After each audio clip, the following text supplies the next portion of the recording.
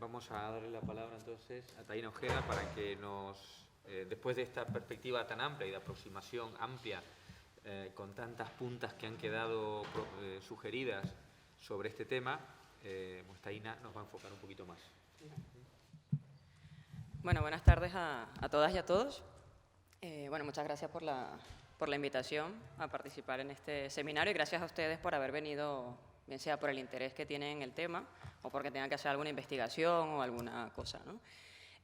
Bueno, tras la presentación que ha hecho mi compañero Bruno, pues bueno, muchas de estas ideas ya las hemos trabajado, nosotros nos las hemos machacado mutuamente, es un tema que tenemos bastante masticado, pero aún así siguen estando muchas preguntas abiertas y muchos cuestionamientos, ¿no? Yo un poco vengo con algunas ideas centrales que me parece que es bueno compartirlas si realmente las personas que están aquí tienen interés, uno, en comprender cómo funciona el mundo, dos, cuál es el lugar que ocupan los actores en el sistema internacional y tres, qué podemos hacer para ver si las cosas que no nos gustan pueden cambiar. Si un poco nos planteamos esas grandes preguntas como marco en una guía de investigación, las opciones que tenemos son múltiples. Si nos interesa la realidad, por ejemplo, latinoamericana, los últimos 15 años son unos años muy ricos porque hemos tenido la oportunidad de ver en la marcha procesos de cambio político, económico, social, cultural, que hacían falta. Definitivamente la trayectoria política, institucional y económica del sistema internacional ha generado una inercia que concretamente la región latinoamericana derivó en una serie de problemas estructurales que ocasionaron que de alguna manera esto que ocurrió con la llegada del siglo XXI tenía que pasar sí o sí. Es decir, todos estos procesos de cambios que hemos visto no son otra cosa que la consecuencia de ese caldo de cultivo de dos cosas que son muy importantes. La aplicación de políticas enfocadas a otra cosa que no somos nosotros, las personas, es decir, unas políticas enfocadas a la economía y al mercado, con todo el respeto a los economistas, siempre hacemos eso, pero no es por nada malo, ¿no? O sea, pero esas políticas de desarrollo encaminados a que el desarrollo es una cosa y parece que nosotros, los seres humanos, las personas, estamos en otro lugar y lo que deriva de ello que finalmente es la desigualdad. Después de toda esa trayectoria histórica que Bruno muy bien ha resumido en 15 minutos, pero que es muy rica, yo recomiendo, por ejemplo, que si se quiere conocer la realidad de una región, de un país, de un grupo humano, hay que acudir a la historia. Y la verdad es que la historia de los países del sur, como tal, con todas sus heterogeneidades y sus diversidades, tienen algunos puntos en común. Y cuando nosotros acercamos eso a la trayectoria y a la historia de la cooperación internacional para el desarrollo, nos damos cuenta que es cierto que existen heterogeneidades, pero que también hay puntos en común en materia de cooperación internacional. Y básicamente es que hemos entendido que la cooperación que estudiamos es una. Maneja un modelo de desarrollo y tiene una figura institucional prácticamente monolítica. Eso ha generado que quienes trabajamos y estudiamos en el área de la cooperación internacional nos cueste mucho entender que existe vida más allá de eso. ¿A qué me refiero? Por lo menos Bruno al principio señaló muy acertadamente, bueno, a lo mejor no deberíamos hablar de una sola cooperación sur-sur, porque existen muchas cooperaciones sur-sur, pero ¿qué concepto es monolítico? ¿Qué espacio de trabajo o qué entorno podemos decir que es realmente uno solo? La cooperación internacional para el desarrollo, tal y como la hemos estudiado, la hemos terminado comprendiendo como la parte por el todo.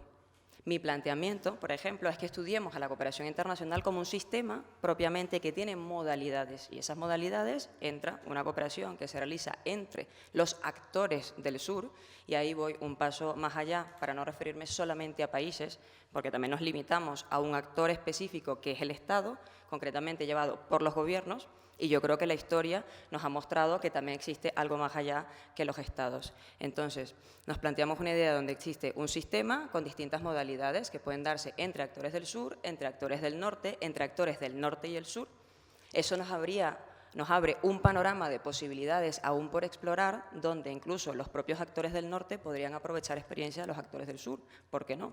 Esos son algunos planteamientos que yo invito a cuestionarse y a reflexionarse, porque en realidad para investigar y para trabajar en estos temas que finalmente son temas sociales, que son temas que marcan de alguna forma la agenda, la vida, el desarrollo que tenemos en nuestro día a día, es simplemente pensar en algo que nos interese, tener una pregunta de investigación y consecuentemente comenzar a plantearnos distintas cuestiones derivadas de ello. Obviamente luego encontraremos un marco teórico adecuado, luego encontraremos diferentes fuentes, pero lo importante es generar realmente preguntas que salgan de nosotras y nosotros y luego ir viendo cómo podemos ir encajando estas cosas.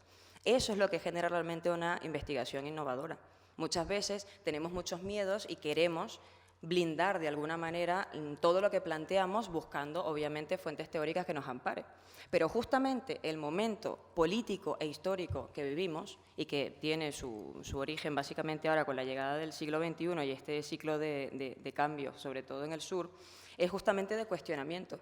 ¿De qué tipo de desarrollo estamos hablando? El desarrollo es el concepto central de nuestra disciplina, de la cooperación internacional, pero también es un concepto muy importante cuando trabajamos en relaciones internacionales, porque ha sido la concepción del desarrollo y el subdesarrollo que ha marcado las agendas de política exterior y de relaciones de los países, tanto del norte como del sur. Me refiero a la relación de los países del norte con los del sur, es decir, los países desarrollados o considerados industrializados con los países del sur en desarrollo, o subdesarrollados, como se le llamó en su momento, es decir, esa agenda, que es una agenda internacional de política exterior vinculada a un concepto central que ha sido la idea del desarrollo y también las relaciones entre los países del sur. La cooperación sur-sur tiene un origen político, eso está claro. Ese sentimiento se mantiene, pero se ha desenvuelto discursivamente y en la práctica con un carácter técnico fundamental. Ha tenido un carácter técnico que es lo que hace que a día de hoy podamos, al sumarle el componente político y la bonanza económica que se ha vivido en la región en los últimos años, que se puedan compartir más y mejores experiencias vistas las capacidades adquiridas y las capacidades desarrolladas en la región. Estas ideas iniciales que les planteo aquí, yo se las dejo como distintos elementos de reflexión que nos pueden permitir plantearnos una agenda propia de investigación y, ¿por qué no?, en algún grupo de investigación en el que se trabaje, algún trabajo de clase, etcétera, etcétera. Entonces, cuando analizamos estos temas, pensar que estamos en el marco de un sistema internacional que no está aislado ni del comercio, ni de la economía, en general de la política internacional como tal. Es decir, estamos en un marco de relaciones internacionales, como bien lo señalaba Bruno, con un concepto central que es el desarrollo y con una red institucional que se encarga todos los días de mantener ese sistema. Entonces, cuando nos planteamos un momento de cuestionamiento y de ruptura de ese sistema, comenzamos a tener muchas oportunidades para analizar y plantearnos alguna serie de líneas de investigación que pueden resultar interesantes. Y es lo que se ha dado en la práctica, por ejemplo, en el caso latinoamericano, que es uno de los temas que más trabajamos nosotros en el instituto, ¿no?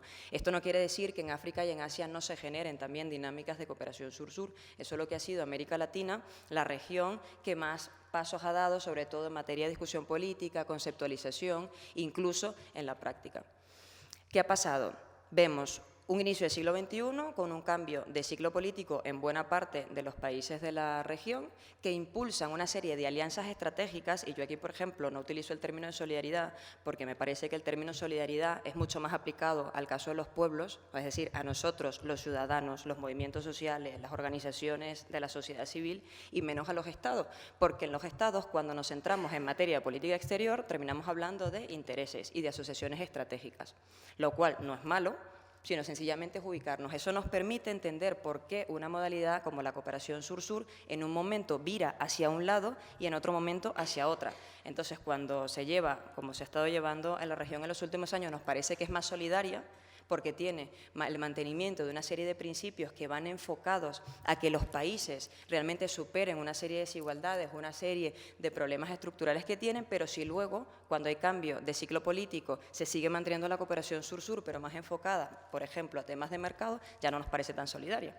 Entonces, yo creo que cuando estamos trabajando en estos términos, una propuesta que me resultaría interesante sería ubicar determinadas cuestiones terminológicas dependiendo también de los actores con los que estemos trabajando. Cuando trabajamos con el Estado, un poco más intereses, alianzas estratégicas, ¿vale? Y cuando nos referimos a temas de actores sociales, yo creo que el tema de la solidaridad viene bastante mucho más adecuada, pero esto es un razonamiento personal que pueden o no compartir, no pasa nada.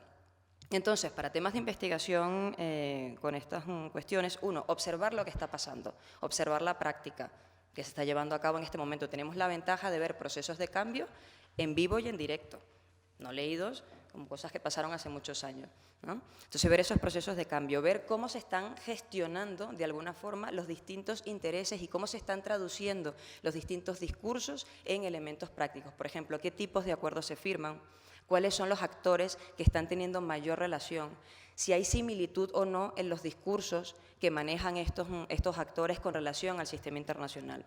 Es decir, podemos agrupar, y Bruno ya planteó alguna línea en esta dirección, podemos agrupar a lo mejor distintas actuaciones por grupos de actores, ¿no? Algunos actores más contestatarios, más reivindicativos, más asociados incluso a la izquierda, otros que van un poco en un sentido más neutro, otros un poco más conservadores, que intentan de alguna forma mediar entre el mantenimiento del sistema, pero tener un poquito de relevancia dentro del sistema.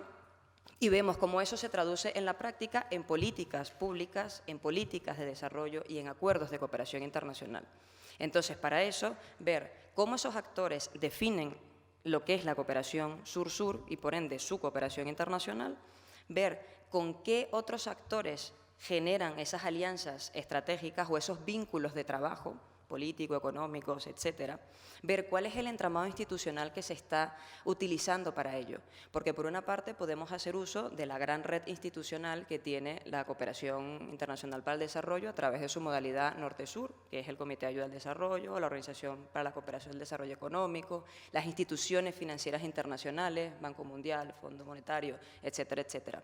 Ver si realmente estamos utilizando esas plataformas, esas instituciones, o se están generando otras con la idea de democratizar, diversificar el sistema y, ¿por qué no?, apropiarnos de generar unas normas propias que puedan servir para competir o para hacer competencia a esas instituciones. Esos son elementos de análisis del cual podemos sacar, digamos, mucha chicha, ¿no? ¿Cómo es la financiación de la cooperación sur-sur? ¿De dónde sale el dinero? ¿Estamos utilizando solamente recursos públicos o no? ¿Están participando otros actores en la financiación, además de los estados, de los gobiernos? ¿Está participando la empresa privada o no? ¿Estamos acudiendo a fondos internacionales para ello? Este es un tema muy importante, porque el tema de la financiación resulta determinante para el impulso de muchos proyectos y muchas acciones en materia de cooperación sur-sur. Pero debo decir que, a pesar de ser muy importante, no ha limitado el hecho de que la cooperación sur-sur exista desde hace casi más de 60 años. Aun cuando los países del sur, considerados en desarrollo en su momento, subdesarrollados, tercermundistas, todos esos términos que se le han aplicado, que han pasado por miles de crisis, aún sin tener la fortaleza económica para llevar adelante procesos amplios de cooperación internacional, han llevado adelante procesos de cooperación sur-sur a través del intercambio técnico, del intercambio de capacidades, del intercambio de conocimientos. Entonces, ¿es importante? Sí. ¿Es lo único que se necesita? No. Y yo creo que los pueblos del sur han mostrado mucha valentía y mucha innovación en ese sentido. Luego, otro tema importante, ¿cuáles son las plataformas de debate? ¿Realmente de qué estamos hablando? Y ya no digo solamente, para ir un pasito más allá de lo que se comentó anteriormente, de qué es la cooperación sur-sur, sino de qué sistema estamos hablando, de qué mundo estamos hablando, cómo queremos conducir nuestras vidas y cómo ese sistema en el cual estamos inmersos da respuesta o no a las demandas que tenemos como humanidad. Tenemos una serie de retos globales, de problemas que son de trascendencia global, como el tema, por ejemplo, medioambiental, temas vinculados a los derechos humanos, al género, que nos permiten, de alguna manera, decir, hasta aquí hemos llegado y tenemos que plantearnos una red de conocimiento que vaya mucho más allá a los simples cuestionamientos teóricos de la definición de qué es la cooperación sur-sur o qué no es la cooperación sur-sur. ¿Es una línea de trabajo importante? Sí, pero a los efectos prácticos, dar un paso más allá, yo creo que resultaría un aporte bastante interesante, por lo menos abrir la discusión en la universidad, que es el lugar donde tenemos tiempo y espacio para hacerlo. Es decir, ¿de qué nos han servido estos casi 60, 70 años de cooperación internacional para el desarrollo? Tenemos unos avances importantes, pero tenemos algunos estancamientos también importantes. Ahora, la cooperación sur-sur va a imitar esa línea, ese camino transitado, va por otro lado. Ahora, y la manera de articular los esfuerzos internacionales en esas grandes agendas globales, ¿para qué nos sirve? Eso es un trabajo que yo creo que es importante impulsar, es decir, desde el punto de vista cómo podemos desde la academia dar alguna respuesta a estas situaciones prácticas globales que las tenemos aquí en nuestras narices. Entonces, ¿cuáles son esas plataformas de debate? Se están generando en el sur, se están generando en el norte. Ahora, ¿es importante que se genere el conocimiento solo en un sitio o solo en otro? Aquí pueden haber distintas respuestas, ¿no? En principio, desde mi punto de vista, importa muchísimo el objetivo también que nos estemos planteando para discutir estos temas en un foro o en otro. Porque, ¿qué ocurre? Si finalmente la cooperación en su visión más tradicional ha terminado adoptando el lenguaje y algunas fórmulas de la cooperación sur-sur, puede ser entendido como una manera de cooptación. No hay nada más fácil, no hay una manera más fácil de ocultar algo que decirlo que lo tenemos aquí. Ha ocurrido con los temas de género, ha ocurrido con muchísimos temas en la agenda internacional. ¿Qué pasa? ¿Se oye mal? Que veo así unas caras, ¿no? Vale. Que veía unas caras arrugadas y entonces no sé si no me estaban entendiendo o qué. Me refiero, si realmente estamos hablando de un momento de quiebre o de ruptura dentro del sistema internacional de cooperación para el desarrollo y que la cooperación sur-sur realmente está aportando elementos diversificadores, democratizadores dentro del sistema, no basta solamente con que el lenguaje se encuentre recogido en las declaraciones finales de las reuniones. Hace falta que en la práctica realmente hagamos un esfuerzo porque todos los actores se sientan representados e incluidos, tanto en el diseño de la agenda como en la forma como se gestiona la cooperación. Entonces, por una parte, sentimos, y ha sido yo creo que algo bastante aplaudido dentro de la academia, incluso nosotros mismos lo hemos conversado en algunos momentos, ¿no?, de cómo se ha ido posicionando la cooperación sur-sur, pero ojo, que no se trata solamente de que unos estén aquí y otros están allá, sino de que el sistema en el cual nos movemos y el cual determina la agenda del desarrollo de América Latina, de África y de Asia, realmente comprenda cuáles son los nuevos retos de la agenda internacional y cuáles son las demandas tanto en el norte como en el sur.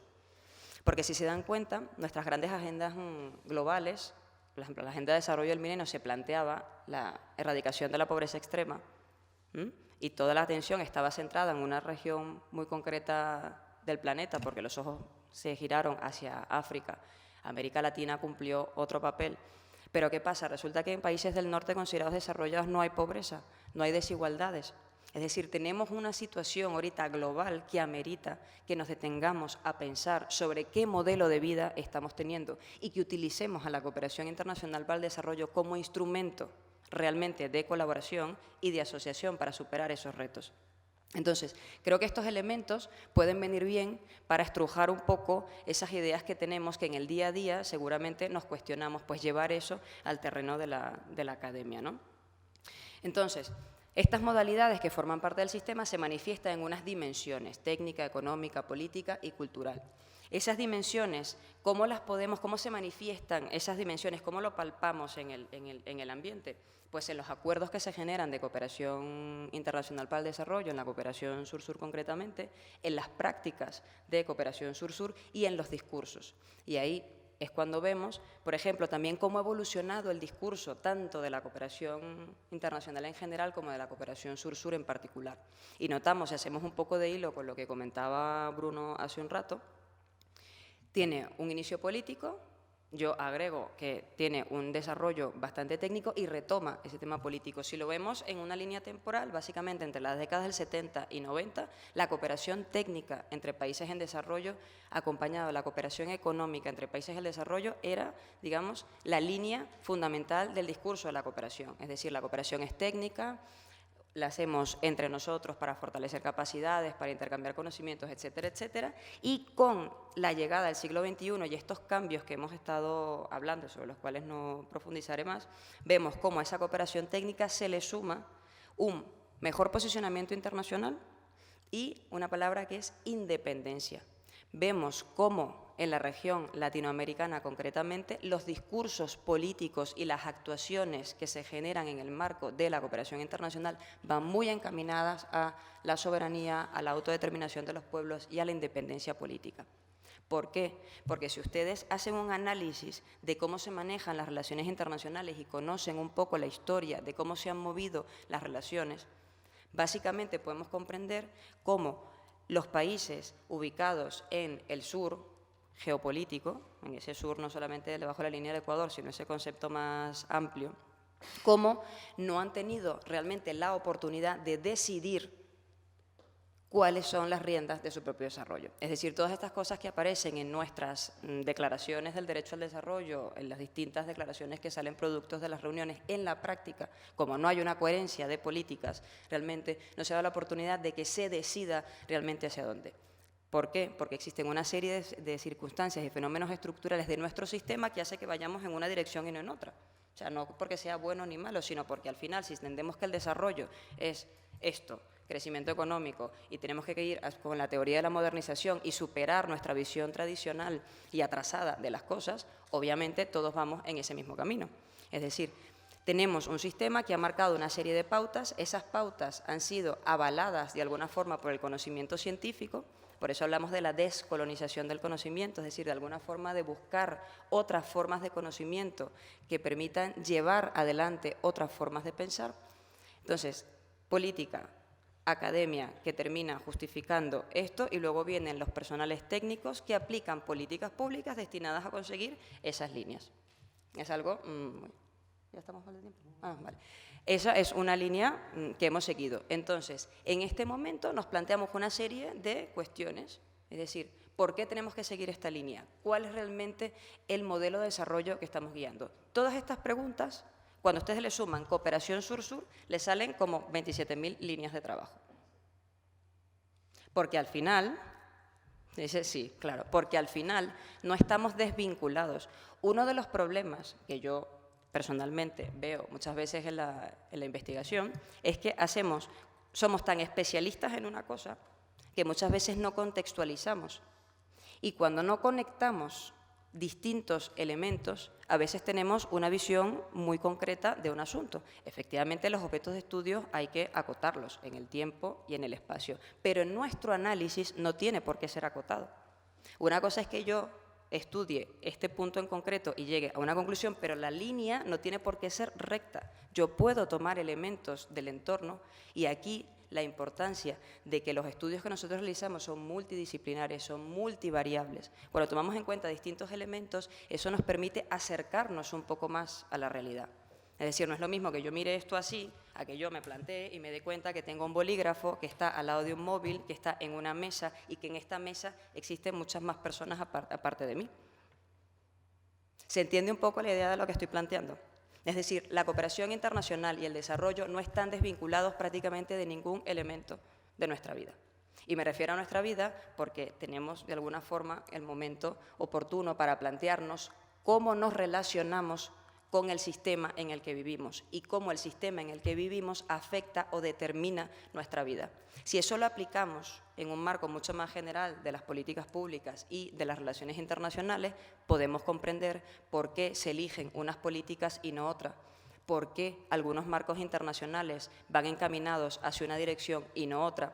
Entendemos perfectamente las alianzas entre actores internacionales, por qué se pone dinero para unos proyectos, para un tipo de actuaciones y no para otros. Es decir, podemos entender ejemplos tan burdos tal vez como por qué se invierte más en la guerra que en la cooperación.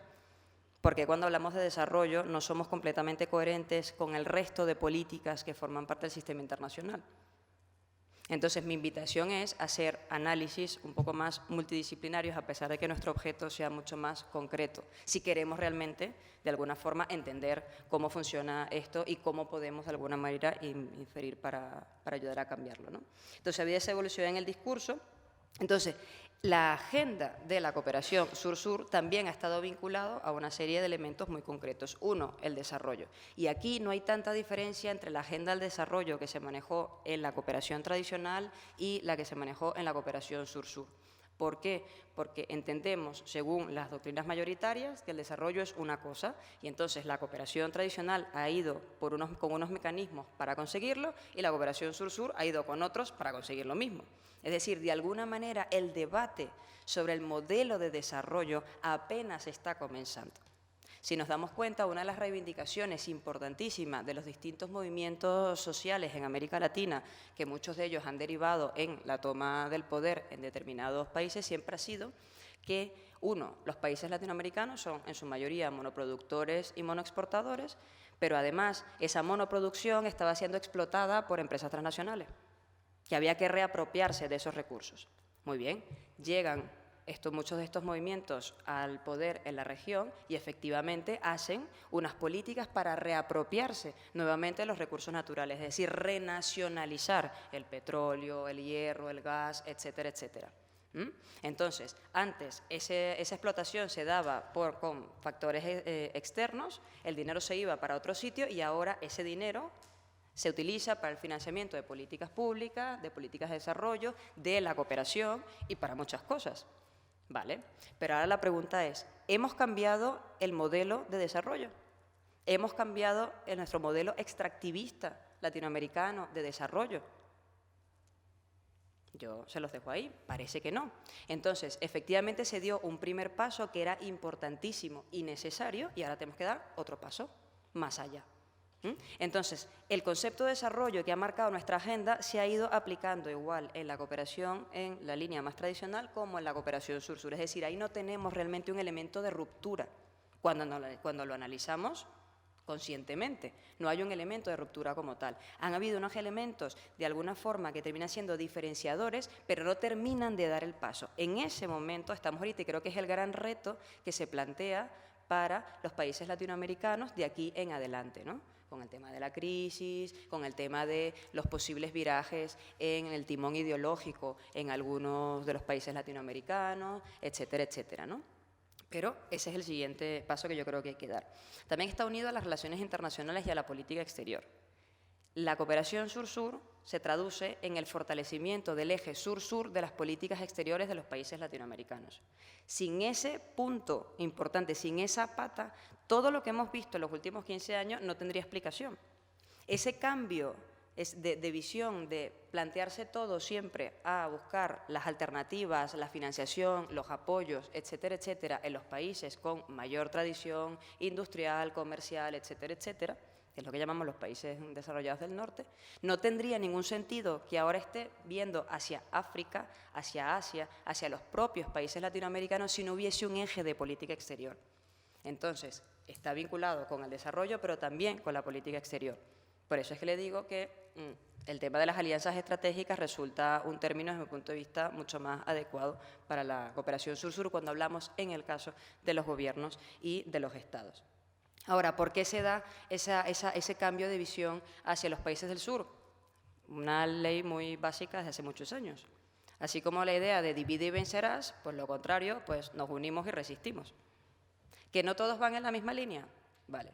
Pero de alguna manera todos los países del sur, estén donde estén, comparten un elemento común al sistema internacional y es un sistema de desventaja, es un sistema de menor fuerza y potencia dentro de los organismos internacionales para tomar decisiones, etcétera, etcétera. Entonces, aunque no todos estén de acuerdo en los mecanismos, en las formas, pues efectivamente hay un consenso en que hay que mejorar la posición de los países del sur y concretamente de cada región en el sistema internacional. Porque al final, si no actúas en bloque, en este mundo de bloques, finalmente las decisiones que se toman terminan favoreciendo más a unos que a otros. Entonces, esa unión entre distintos sures ha sido un elemento político aglutinador de intereses que terminan traduciéndose en cooperación sur-sur. Ese es un elemento interesante también.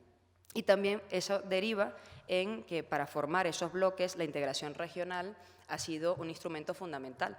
Es decir, ya nos planteamos la idea de la integración y de la regionalización en las distintas regiones del mundo como un elemento central. Es decir, difícilmente alguien no esté hablando ahorita en América Latina de integración. Es cierto que tenemos distintos bloques que, bueno, se han creado en distintos momentos. Cuando tenemos uno ya no nos parece suficiente y creamos otro, eso también es cierto, pero resulta que la conformación de bloques regionales en este momento resulta mucho más estratégico y se entiende como mucho más estratégico que en años anteriores. Mientras que en otras décadas nos planteábamos la necesidad de abrirnos al mercado o tener una mejor presencia en los mercados internacionales, ahora se entiende que además de eso, que es importante, la unidad como bloque te permite un mejor posicionamiento en discusiones en foros internacionales. Entonces, esa suma de intereses traducido en un bloque regional termina dando un peso, un músculo político para poder negociar cosas que interesan a las distintas partes, que ya luego pues, se puede discutir qué cosas interesan y qué otras cosas no. Pero entonces, aquí vemos distintas líneas de trabajo asociadas a la política exterior de las relaciones internacionales, al propio concepto de desarrollo, a la integración regional. Nosotros, por ejemplo, en el Instituto ya hemos realizado algunas publicaciones y llevamos varios años trabajando los estudios de casos en América Latina, ¿no? Y hemos de alguna forma visto cómo se va de alguna forma encaminando y de alguna manera institucionalizando esta idea de la cooperación, ¿no? Hay mucho interés en que la cooperación entre los actores del sur tenga mucho más peso en las distintas regiones y en acercar regiones. Si se dan cuenta, habrán escuchado en algún momento algunas cumbres que se dan entre América Latina, países árabes, América Latina, África. Esa idea de los bloques regionales que comienzan a acercarse y comienzan a establecer programas y proyectos de cooperación que están sustentados en un interés político y económico, que se terminan traduciendo en acciones concretas en muchos casos y en otras no. Que eso es un tema también interesante, ¿no? Ver realmente que de todas estas cosas que nosotros estudiamos, cuáles realmente se llevan a la práctica y cuáles no. Esta imagen que nos pone Bruno aquí al fondo son dos de nuestras publicaciones donde estudiamos distintos países latinoamericanos y nos preocupamos por ver cómo las distintas dimensiones de la cooperación se reflejan en cada una de las políticas de estos países y vemos cómo existen diferencias entre los distintos países estudiados, pero también similitudes. Entonces, entre similitudes podemos ver el tema de la política exterior, la vinculación de la cooperación sur-sur con la política exterior como instrumento de política exterior. Vemos que hay una principal fuente de financiación que es pública, es decir, son los estados los que están financiando la cooperación sur-sur. Son los estados los que están dinamizando los distintos instrumentos, lo cual también nos llama a una reflexión, y es ¿dónde está la sociedad civil? ¿Dónde están otros actores no estatales? Estamos hablando de representación de estados nacionales, centrales, ¿vale? ¿Qué pasa con la cooperación descentralizada? Con la cooperación transfronteriza. Esos son distintas líneas en las que se puede avanzar en investigaciones muy interesantes y donde no hay tanto trabajo realizado. O sea, que también es un espacio que tiene la dificultad, por una parte, de que tampoco se consigue mucha documentación, pero aplicando algunas técnicas de levantamiento de información se pueden sacar cosas interesantes. Y este último, que es sobre la dimensión regional de la cooperación sur-sur, donde analizamos distintos esquemas de integración en América Latina, donde también vemos que, dependiendo del enfoque con el que haya surgido este esquema de integración, el esquema de integración X, la política de cooperación va a ir encaminada en un sentido y en otro. Y cómo, a lo mejor el tema de la cooperación sur-sur, lo que pasa es que se pone de moda y aquellos organismos que no habían pensado nunca en temas de cooperación y en temas de, como tal, de estos, se terminan poniendo a seguir el tema, por ejemplo, como la Comunidad Andina de Naciones, que su objetivo siempre ha sido un tema de mercados, aduanas, entre una región países de una región concreta, y cómo de repente, a partir del año 2013, dice, pues voy a lanzar una estrategia de cooperación sur-sur. Eso por un lado, y otros que son esquemas que han ido surgiendo producto de la cooperación en la región de los últimos años, y me refiero a la Alianza Bolivariana para los Pueblos de Nuestra América, Tratado de Comercio de los Pueblos, ALBA-TCP, la Unión de Naciones Sudamericanas y la CELAC. Son tres ejemplos de esquemas regionales que ya podríamos debatir si son de integración o son de concertación política o qué son, pero que son productos de la puesta en marcha de acciones cooperativas entre distintos gobiernos que deciden poner en común una serie de elementos y aunarse como un bloque. Entonces, bueno, esa es una línea de trabajo. Yo, por ejemplo, ya tengo bastante tiempo. De por sí, mi tesis del máster de América Latina, cuando yo hice el máster de América Latina aquí en la facultad, la hice sobre la cooperación sur-sur en los esquemas de regionalización latinoamericano, que, bueno, no había casi nada en ese momento. Y, bueno, poquito a poco hemos ido avanzando y luego, pues, terminé haciendo la tesis doctoral sobre la cooperación sur-sur en América Latina, ¿no? Entonces, van siguiendo un poco todo el hilo, todo lo que voy diciendo, ¿no? Voy diciendo muchas cosas porque es que esto es bastante amplio. Entonces, analizamos la evolución de la agenda, vemos cuáles son los actores, fundamentalmente el Estado, vemos cómo podemos incorporar en la definición de la agenda a otros actores no estatales, es decir, nosotras y nosotros, ¿qué papel jugamos en la cooperación sur-sur? Cuando nos organizamos, ¿dónde estamos?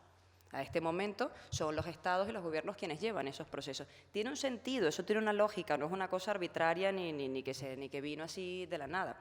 Obviamente hemos pasado de unas décadas donde el Estado se terminó reduciendo y donde las políticas que se aplicaban planteaban básicamente que el Estado era un incompetente para llevar una serie de sectores estratégicos para el desarrollo, En estos procesos de cambio se pretende robustecer la figura del Estado, se pretende de alguna manera que el Estado sea el que lleve las políticas fundamentales de desarrollo y por eso vemos cómo el Estado comienza a recuperar espacios y a tener presencia en otros lugares donde no lo tenía. Entonces, obviamente, la cooperación es uno de esos ámbitos en donde el Estado va a tener una participación fundamental. Está claro, además es la que maneja los presupuestos generales. Pero, repito, igual que el modelo de desarrollo extractivista, muy bien, hemos dado ese paso. Y luego, si nos damos cuenta, por ejemplo, en el ALBA, la Alianza Bolivariana para los Pueblos de Nuestra América, es como una especie, bueno, hay un símil muy interesante y es como que si fuera una especie de avión que se maneja con dos motores. Un motor es la alianza política gubernamental, de esa alianza política que se generó entre los líderes políticos del momento, ¿vale? Pero el otro motor son los movimientos sociales, es decir, son las personas. Por eso tiene un Consejo de Movimientos Sociales y tiene una serie de estructuras que nos permite, de alguna manera, tener un espacio de representación. Vale, este motor va funcionando bien y este motor hay que darle un poco de vida. Lo mismo ocurre en todos los demás aspectos, ¿vale? Porque ¿qué pasa si no estamos presentes en esos espacios? A lo mejor no nos vemos completamente reflejados en la agenda y eso es un elemento importante. Entonces, la cooperación sur-sur termina siendo un motor de integración y regionalismo, de alianzas estratégicas, de asociaciones regionales y un motor de democratización del sistema internacional para el desarrollo. No porque la cooperación sur-sur per se sea mejor, sea peor, sea buena por sí misma, sino que ya está metiendo otros actores, otros instrumentos, otras fuentes de financiación y, en definitiva, otra idea, otra línea discursiva que permite que nos replanteemos ese sistema, ¿vale? Entonces, en investigación y cooperación sur-sur hay mucho por hacer, ¿vale? Tenemos un terreno bastante fértil en el cual podemos generar nuevas iniciativas. Y existen varias líneas que ya están abiertas y otras que se pueden abrir. Por ejemplo, cooperación sur-sur y derechos humanos. ¿Qué trabajos se están haciendo en materia de derechos humanos? Aquí podemos ver, por ejemplo, el enfoque que queremos darle, ¿no? O sea, cómo las vías, una cosa son las líneas de trabajo y otra cosa son las vías de trabajo, ¿no? Podemos ver, sí, las distintas líneas como sur-sur y derechos humanos, cooperación sur-sur, integración, gobernanza del sistema, desarrollo, migraciones, política exterior y todas las 1000 cosas que les he dicho hasta ahora, ¿por qué vía las llevamos, ¿no? ¿Cómo la canalizamos? Si hacemos un análisis en el ámbito teórico, es decir, cómo esa pregunta de investigación que tenemos y nuestro objeto de estudio se ubica en determinado marco teórico, es decir, en las relaciones internacionales, ¿qué debate hay sobre cooperación sur-sur? Pues ya le adelanto yo que poco. Pero ahí hay un espacio donde podemos ver qué teorías permiten explicar determinados comportamientos o, por el contrario, nos permiten cuestionar un discurso con relación a la práctica. Ahí hay una línea de trabajo interesante. Podemos hacer otra vía que es el estudio de actores. Podemos elegir un actor concreto y ver qué hace ese actor concreto, cómo se relaciona, cómo se financia, qué tipo de acciones hace, etcétera, etcétera. Podemos hacer estudios por proyectos. A lo mejor no nos interesa un actor en concreto, sino que nos interesa una temática en un proyecto como tal. Está la cooperación sur-sur y la cooperación triangular.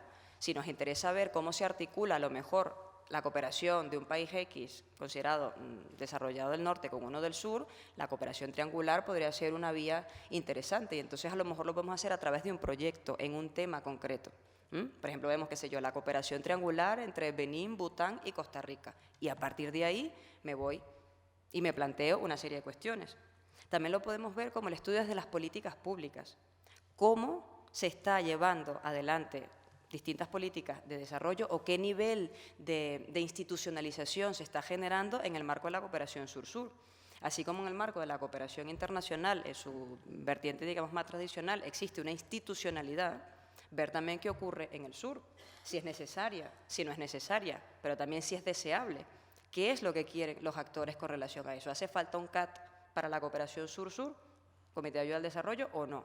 De eso hay un debate bastante interesante.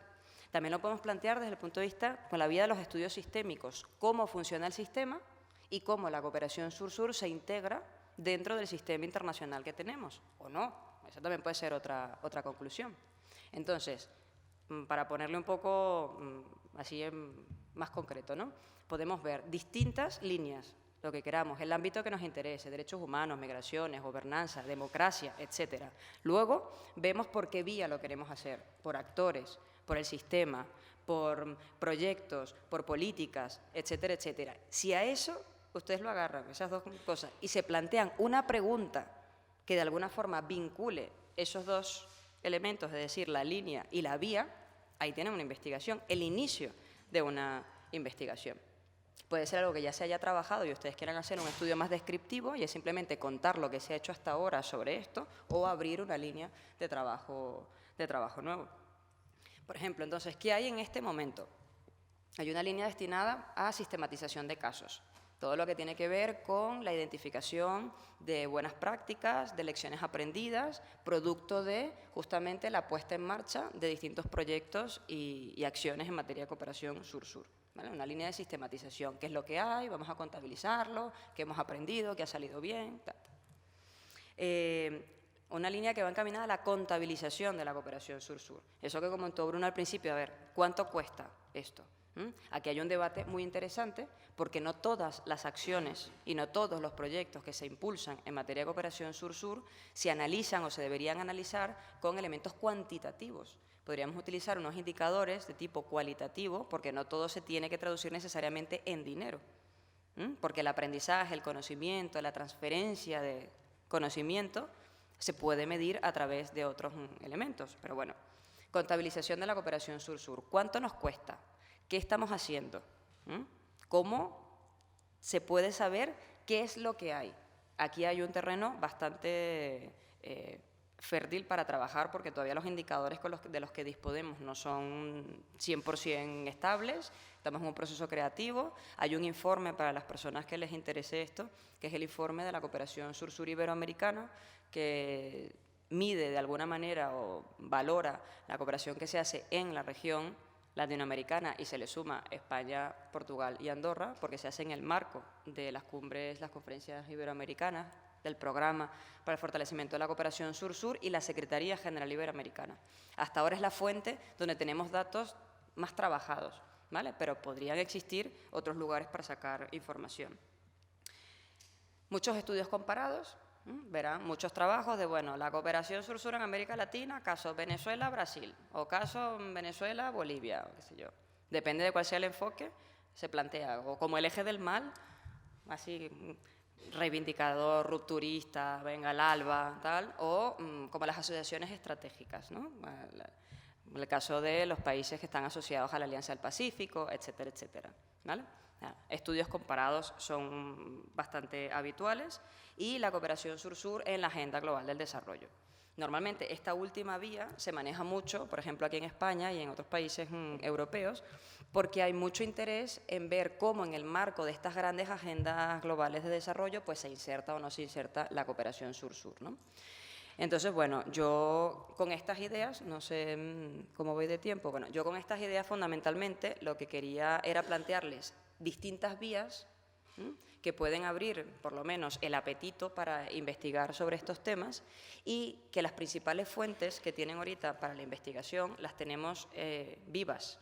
Es decir, ahorita hay muchas facilidades a través de Internet, por ejemplo, para contactar con el ministerio tal, con el movimiento de los sin tierras en Brasil, con la organización tal.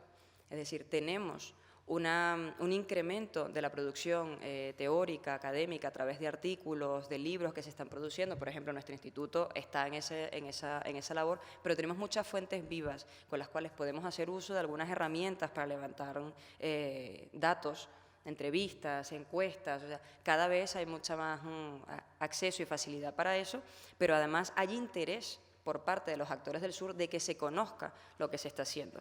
Entonces, eso es un elemento que yo creo que anima de alguna manera a que se pueda, incluso si a alguien le interesa hacer algún trabajo de campo, después de haber identificado su pregunta de investigación y su objeto de estudio, si a alguien le interesa hacer un trabajo de campo, a diferencia de otros años, yo creo que hay bastante apertura ahorita para poder contactar a distintas organizaciones, instituciones, ¿no? Es mucho más fácil eso que conseguir un informe consolidado de algún ministerio que te dé las cifras oficiales de lo que hacen en Cooperación Sur-Sur. Realmente. Si quieren saber el presupuesto, si quieren saber exactamente qué tal, es mucho más a veces hasta mucho más fácil poder contactar con los beneficiarios o con los miembros que han formado parte, las partes de un proyecto concreto, a que consigan un informe como tal que se los diga. Tenemos el informe de la CEGIP, que es el informe que les había mencionado antes, que levanta mucha información, que es muy, muy útil, pero si quieren ir más allá, pues la oportunidad de poder contactar a gente, instituciones, es un trabajo bastante interesante para quienes les interese este tipo de investigación. Entonces, bueno, un poco para ir cerrando, creo que la realidad latinoamericana está mostrando unos síntomas de una posible contracción económica, como bien se señaló anteriormente, eso no es secreto para nadie. Es posible que esa contracción económica influya en la cantidad de recursos económicos que se destinan hoy en día a la cooperación sur-sur, pero no estoy tan segura que disminuya realmente el interés que hay por esta modalidad de cooperación. Así como la cooperación sur-sur surge en un momento en donde no estamos hablando de grandes bondades económicas y se ha mantenido, yo insisto en que se va a mantener, solo que lo que se puede afectar va a ser más la cantidad de dinero invertida en ella, la visibilidad tal vez que se pueda tener sobre esta modalidad de cooperación. Creo que los ciclos políticos son bastante importantes para determinar la dirección en la que va encaminada la cooperación, es decir, en qué tipo de proyectos o en qué tipo de sectores se invierte, pero no para que deje de seguir habiendo cooperación sur-sur. Tanto la derecha como la izquierda puede hacer uso de la cooperación sur-sur, porque la cooperación es un instrumento, finalmente. Lo importante es el objetivo al que lleguemos, ¿no? Si nuestro objetivo es el desarrollo, utilizaremos la cooperación para llegar al desarrollo. Pero si nuestro objetivo es otra cosa, pues también se puede utilizar. Por eso es que, por ejemplo, nosotros trabajamos en cooperación sur-sur para el desarrollo.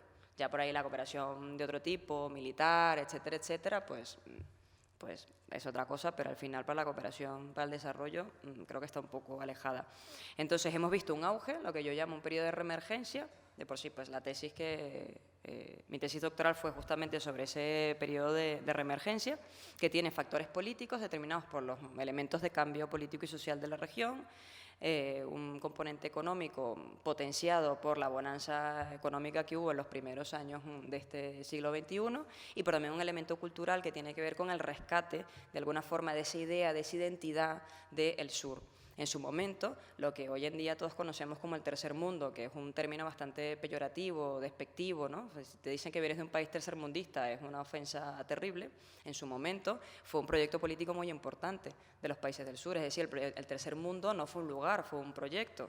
Y eso es un tema que cuando nos damos cuenta y leemos algunos autores como Vijay Prashad, por ejemplo, entre algunos otros, te das cuenta de que lo que se está haciendo en esta época ha sido un rescate de toda esa identidad que, aunque hablemos de que sea un sur heterogéneo y todo lo que queramos, esa identidad política que se marcó con un proyecto con unas connotaciones económicas importantes, que fue el nuevo orden económico internacional. Entonces vemos como un elemento de rescate de esa identidad o esas identidades dentro del sur es un elemento cultural importante. Por eso vemos cómo en la región, en el caso latinoamericana, muchas cosas terminan en sur. El Banco del Sur, la UNASUR, Telesur. Es decir, esa marca, esa idea, ese nosotros, construir esa identidad, ese nosotros regional, es un elemento muy importante que determina en la valoración cultural, ese diseño de ese lugar político del que te sientes parte o no, depende, que eso también es discutible. Es un elemento, son elementos que han marcado esos pasos de ruptura y transformación que se han visto en la región en estos años.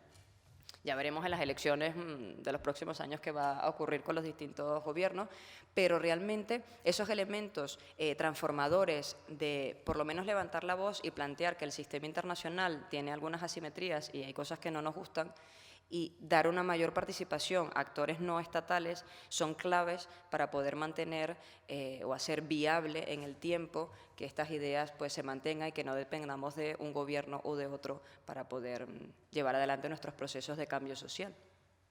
Y creo que lo dejo aquí y bueno, muchísimas gracias.